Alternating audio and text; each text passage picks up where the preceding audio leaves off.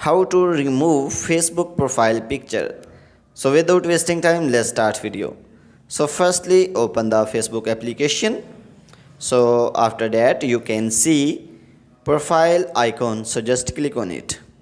So after this, again click on profile, and then you can see profile picture, so just click on it. And after this, you can see three dot on top right corner, so just click on it. And then you can see delete photo, so click on it. So when you will click on it, the profile pictures will be removed. So here you can see the options of again confirm to delete, so again click on it. So you can see the profile picture is removed. So guys, in this way you can remove profile pictures from the Facebook application. So guys, if this video is helpful for you, then please give like this video and subscribe our channel. Thanks for watching.